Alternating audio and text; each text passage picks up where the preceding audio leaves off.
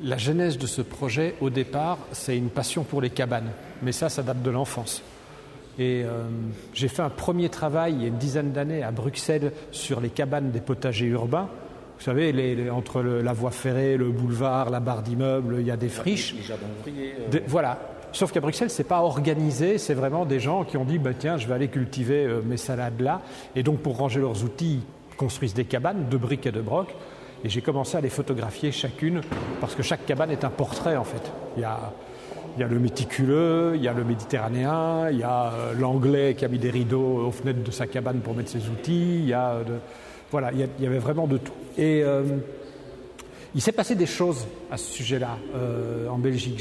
Je me suis retrouvé à utiliser, dans un mouvement d'humeur en quelque sorte, à utiliser mes photos en réaction à des endroits comme ça qui ont été rasés. Et j'ai fait un affichage sauvage de ces photos sur les grilles d'un chantier.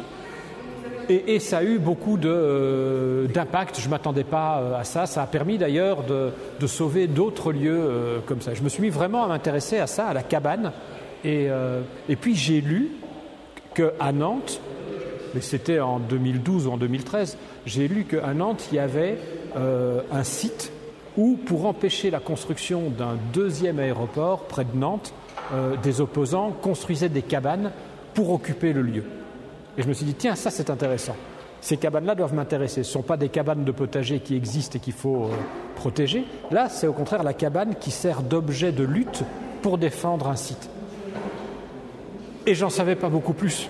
Je savais qu'il y avait une question d'opposition à un aéroport, mais j'étais absolument inconscient de tout ce qui se jouait à Notre-Dame-des-Landes à ce moment-là.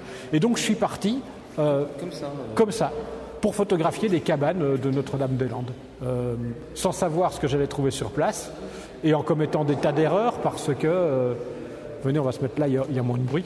On prépare le vernissage, il y a un tsunami d'invités qui vont arriver dans 15 minutes, donc tant qu'on est tranquille. Notamment, j'avais lu que le bocage nantais, à cet endroit-là, c'était en fait très spongieux, c'était une zone humide, avec des ornières dans lesquelles c'était impossible de rouler avec une voiture normale et tout. Donc j'avais demandé à Bruxelles à un ami de me prêter un 4x4. Et donc je suis arrivé là-bas avec un gros 4x4, ce qui était vachement apprécié. Et l'erreur à ne pas faire. Exactement. Il y a deux choses qu'il ne fallait pas leur montrer. C'était un 4x4, je les comprends, et c'était un appareil photo, parce qu'ils détestent ça. Ce qui était plutôt gênant dans mon cas. Pourquoi ils détestent ça ? Parce que d'une part, ils en veulent beaucoup aux journalistes qui ont donné une image de la ZAD un petit peu unilatérale et caricaturale. Et ensuite parce que la police, qui recherche beaucoup des opposants qui sont là, cherche à les photographier, même de loin, même aux télé, pour comparer avec des photos de manifestations et en embarquer certains. Donc appareil photo très malvenu sur la ZAD. Donc quand j'arrive là... on est en 2013, j'ai entendu dire qu'il y avait eu une opération César un an avant, organisée par un préfet de police qui avait sans doute jamais lu un Astérix pour baptiser son opération César, parce qu'évidemment c'était un fiasco total. Ils sont tous revenus et ils étaient encore plus organisés, galvanisés qu'avant. Mais je me suis fait très mal recevoir au départ, parce que photo, parce que expliquer que je suis photographe et pas journaliste, la nuance n'est pas toujours claire. Vous avez réussi à verser la cuirasse, à vous faire accepter ? Mais pas du tout facilement. Donc au départ, j'ai fait quelques photos de cabanes, des rares qui ont accepté. Beaucoup qui me disaient sors pas un appareil photo, hors de question que tu photographies ma cabane. Et encore moins question que je photographie quelqu'un, une personne. Mais en fait, tous n'ont pas été comme ça. D'autres m'ont expliqué pourquoi ils étaient dans cet état d'esprit. Ils m'ont dit tu t'intéresses aux belles cabanes, celle-là elle a été construite par un collectif d'architectes, celle-là on l'a faite comme ceci, celle-là elle a été faite pour ça. Certains m'ont emmené dans la ZAD et ils m'ont montré d'autres endroits et je me suis petit à petit rendu compte que derrière cette image très caricaturale de la ZAD et du zadiste, il y avait quelque chose de très intéressant qui se passait là et de pas du tout caricatural. Des gens qui quittaient tout pour aller vivre leurs convictions, pas seulement l'opposition à un aéroport et son monde, comme il disait, mais aussi essayer d'expérimenter une société où on arriverait à se débrouiller sans argent, en échangeant, en cultivant, en s'entraidant. C'était extrêmement intéressant. Et puis une nouvelle forme d'urbanisme aussi. Sur le plan architectural, c'était très très intéressant. Sur le plan de l'organisation des lieux aussi, c'est une nouvelle forme d'urbanisme, c'est une nouvelle forme de pensée. Et en fait, je me suis rendu compte que j'étais parti là à la recherche d'une beauté plastique, esthétique, les cabanes, et j'ai découvert une beauté humaine, vraiment. Vous êtes resté combien de temps ? Alors, j'y suis retourné sur une période de 5 ans, j'y suis retourné 17 fois.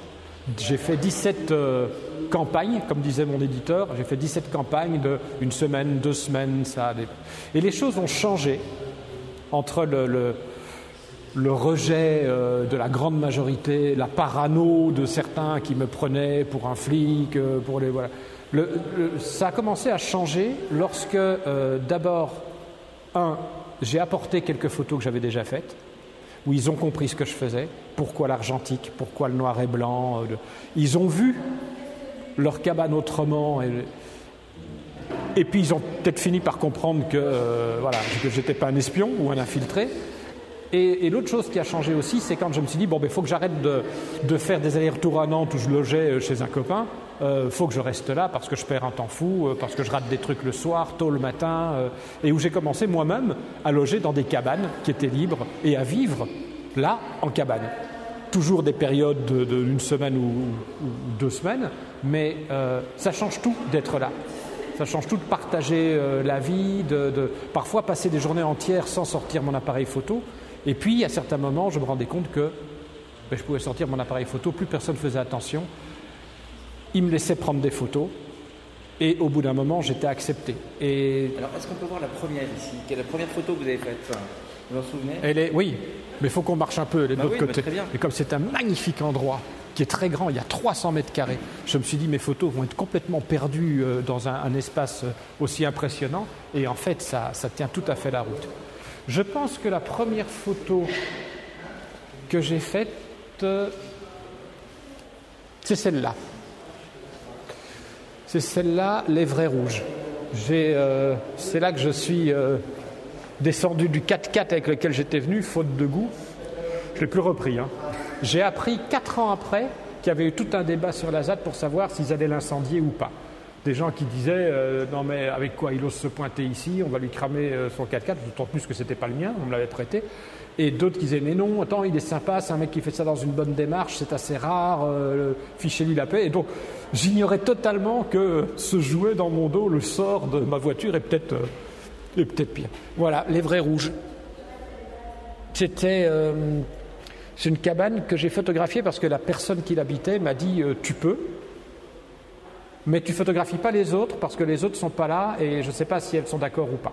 Donc, et puis, la deuxième, et c'est là que ça a commencé, c'est là que j'ai commencé à mesurer les choses, c'est celle-là. Elle est emblématique. Elle s'appelle Lama Fâché. Toutes les cabanes ont des noms poétiques ou surréalistes. Lama Fâché, elle était sur la D281, la fameuse route des chicanes, où pour ralentir la circulation, non pas interdire l'accès, mais pour ralentir la circulation, les zadistes avaient mis différents éléments sur la route, des cabanes, des voitures parfois incendiées puis redécorées et tout ça. Et Lama Fâché se trouvait au carrefour de la D281 et d'un autre axe important. C'était un peu le pivot de la ZAD. Et c'est étonnant si on regarde cette cabane parce que un peu tous les éléments y sont. D'abord, la notion de récupération et de ne pas couper de branches, de choses comme ça. Donc c'est fait avec des palettes, avec des morceaux, avec des portes récupérées. Toutes les cabanes de la ZAD étaient comme ça. En plus de ça, il y avait ce côté communautaire. Une cabane n'était jamais le fait d'une seule personne. C'était toujours construit en équipe, en groupe, en s'entraidant. C'était la matérialisation de la pensée, la forme de pensée de la ZAD. Et puis le côté stratégique. Le titre de l'exposition, c'est « Cabane de combat ». On voit ici qu'elle est hérissée de bois. À quoi ils servent ? Ils servent en cas d'expulsion. Si jamais les forces de l'ordre viennent, les zadistes savent que s'ils sont à plus de 2,50 m du sol, les gardes mobiles ne peuvent plus intervenir. Ils doivent appeler une brigade spéciale qui vient de Rennes, avec des baudriers, des installations, des machins, etc., pour les déloger. Et donc ça prend une journée. Et donc ils attendent une journée là, et quand en fait cette brigade spéciale est installée et tout, ils ressautent dans le pré, ils s'en vont, et voilà. Et donc ils nous disent tous les gardes mobiles sont sous Prozac dans la région, ils en peuvent plus, et c'est notre but, c'est de les décourager. Les ZAD, je m'en suis rendu compte, en fait, c'est pas seulement Notre-Dame-des-Landes ou Strasbourg, c'est une constellation. Et c'est pas en rapport avec ça, c'est une histoire d'amitié, en fait. C'est un architecte réputé à Strasbourg et qui est professeur à l'école d'architecture, qui est Georges Heinz, qui, en voyant ces photos, m'a dit « il faut que tu les exposes » et ça correspond tout à fait à la démarche d'Apollonia. Et j'ai rencontré le directeur d'Apollonia, Dimitri, et j'ai vu l'espace et on s'est dit, en effet, ça colle tout à fait. Ma seule crainte était que ce travail... Vous montrez cette photo, pourquoi? Ma seule crainte était que ce travail n'ayant jamais été exposé, je ne savais pas du tout ce que ça allait donner. Il y avait un très beau projet d'exposition au musée de la photographie à Charleroi, en Belgique. C'est d'ailleurs le musée de la photographie qui a fait les tirages Barité, c'est-à-dire ceux qui sont encadrés et qui les a gracieusement prêtés à Apollonia. Je ne veux pas dire que je doutais de l'effet, mais pour moi c'était un travail dont l'aboutissement était le livre, mais je n'ai jamais fait ça comme un travail artistique. J'étais mu par une urgence de documenter ce qui se passait là-bas, parce que je trouvais que c'était important, que j'étais le seul à le faire. Personne n'osait aller sur la ZAD photographier des cabanes, et que l'urgence était là. La motivation de ce travail était là, c'était pas de faire des photos d'art. Voilà. On m'avait parlé, Apollonia m'avait demandé s'il pouvait compléter l'exposition par d'autres tirages que ces tirages Barité, c'est donc la noblesse du tirage, avec un papier Barité au sel d'argent fait dans un labo, vous savez, révélateur, bain d'arrêt, fixateur. Donc c'est évidemment magnifique. Et quand ils m'ont parlé de faire d'autres impressions jet d'encre pour mettre à côté de ça, j'étais un peu dubitatif. Mais ils m'ont dit c'est un projet avec une vraie idée, un vrai concept derrière. Et je suis allé voir des essais d'impression à l'imprimerie DS à Strasbourg, sur ce papier Tutti Frutti qui est produit par Lana, et j'ai été totalement épaté, parce qu'en termes de qualité, ça donne quelque chose de remarquable, mais de vraiment très très beau. J'ai vu des détails dans mes photos que j'avais jamais vus avant, même en faisant des tirages d'après les négatifs. Et ensuite, dans l'esprit, ça colle tout à fait. C'est une recherche d'avoir un papier recyclé, mais un papier recyclé propre. On ne va pas rentrer dans le détail, mais ce n'est pas un papier recyclé fait avec des déchets d'autres papiers, avec des produits dedans. C'est un papier recyclé qui vient d'un papier propre qui est utilisé pour des visas, des passeports, des documents. Et c'est un papier qui est fait avec les chutes de ça qui ne sont donc jamais sorties de l'imprimerie. C'est un papier magnifique, c'est un papier écologique, puisque c'est du vrai recyclage propre. Et dessus est appliqué des encres qui ont le label Greenguard et qui sont des encres à l'eau. Je me suis dit à quoi ça va ressembler. Et en fait, grâce à un procédé génial de séchage immédiat avec je ne sais plus quel type de rayon de l'encre dès son application, elle n'a pas le temps de pénétrer le papier, elle est solidifiée dessus et ça donne de très très belles textures. Du coup, je me suis dit, imprimer des photos de la ZAD où la pensée et la démarche est de respecter l'environnement, de respecter le monde, la forêt, ces choses-là, et le faire sur un papier qui ne pollue absolument pas, ça a un vrai sens. Et d'ailleurs, les tirages qu'on va me demander, puisque j'ai des acheteurs de tirages, des collectionneurs d'art ou de photographie, qui me demandent des tirages, souvent le marché veut que ce soit des tirages Barité. Eh bien en fait, pour ce travail-là, je ne le ferai pas, je ne ferai que des tirages sur ce papier et de cette impression. Je suis très heureux de voir ça aujourd'hui. Ce que j'en tire, c'est que d'abord, il faut être obstiné, parce que je crois que 10 fois, j'ai quitté la ZAD en pestant parce que des choses s'étaient mal passées, j'avais été viré, mal reçu, soupçonné, en disant mais qui coule une chape de béton et qui mettent un aéroport sur cet endroit et qu'on n'en parle plus. Et je revenais à chaque fois parce qu'à chaque fois je me disais mais non, ce qui se passe là est trop important, il faut passer au-dessus de ça. Pense à Edward Curtis qui allait photographier les Sioux d'Amérique en chariot avec des plaques en verre.